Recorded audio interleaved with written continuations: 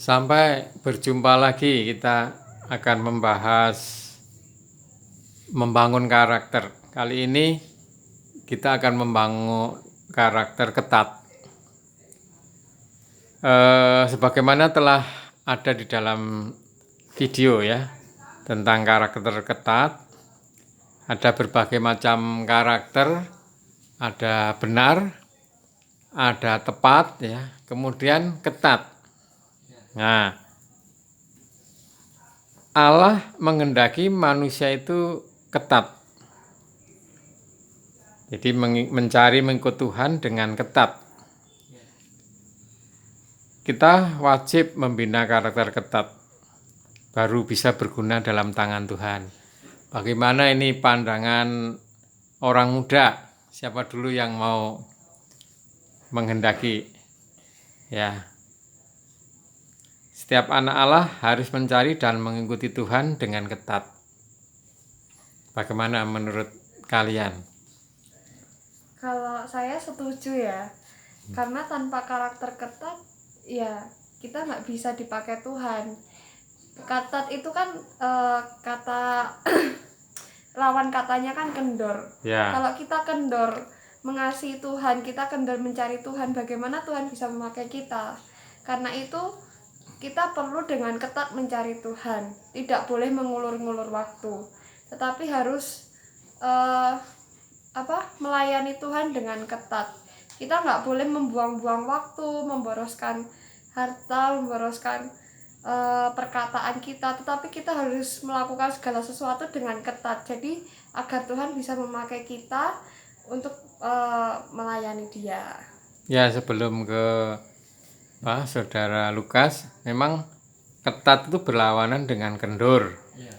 Kalau kendor itu seperti menghamburkan atau memboroskan ya, dengan sembarangan. Baik waktu, harta, perkataan, kekuatan jasmani maupun rohani. Di sini juga ada teladan Maria. Dia Maria yang ini yang menuangkan minyak narwastu ke atas kepala Tuhan. Ya, jadi Allah menghendaki manusia ketat, anak-anak Allahnya ketat. Bagaimana menurut Saudara Lukas? Ya, kalau menurut saya, kenapa harus ketat? Kalau dari pengalaman saya sendiri, dari awal saya dalam mencari Tuhan, ingin menemukan Tuhan, itu ya juga menggunakan karakter ketat ini. Kenapa begitu? Kalau nggak ketat, ya tadi lawan katanya kendur. Jadi kita tak dapat sasarannya itu tadi, yaitu untuk menemukan Tuhan itu sendiri. Pasti nanti berhenti di tengah jalan dan akhirnya nggak ketemu tadi tujuannya itu tadi.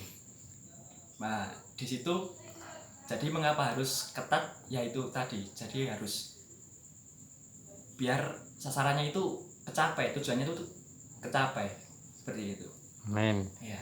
Jadi ini juga ada poin ketat dengan berencana. Jadi mengerjakan pekerjaan Tuhan wajib ketat dengan berencana.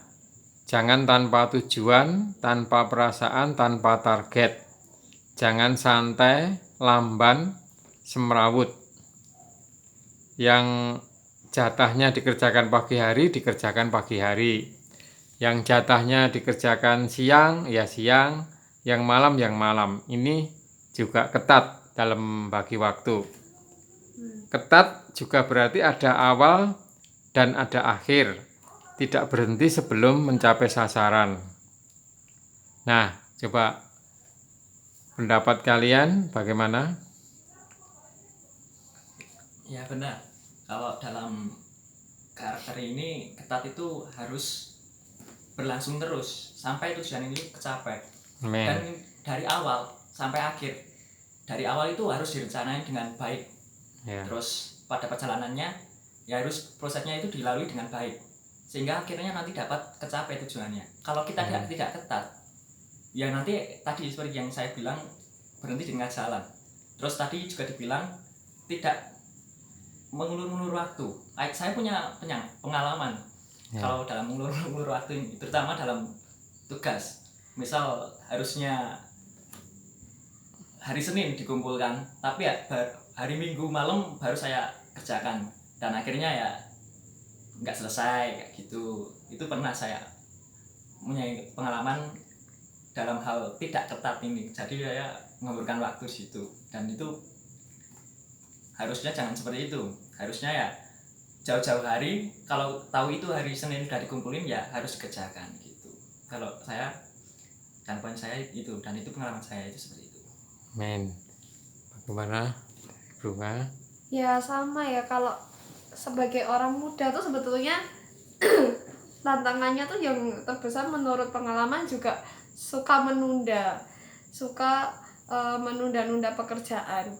Padahal di sini ketat itu harus tidak menunda pekerjaan, tidak mengulur-ngulur waktu. Contoh ya, ketika kita bangun di pagi hari, kalau kita mau mencari Tuhan, kita bangun pagi mau baca Alkitab, tetapi kita bangun pagi masih males lah, terus nanti jadinya malah siang.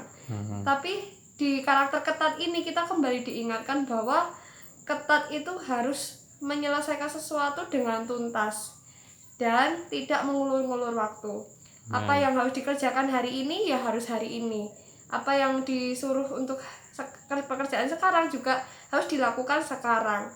Kita perlu dibangun dari sekarang untuk mempunyai karakter ketat. Jadi sejak muda kalau kita dilatih seperti itu, hasilnya adalah kita bisa melayani Tuhan dengan baik.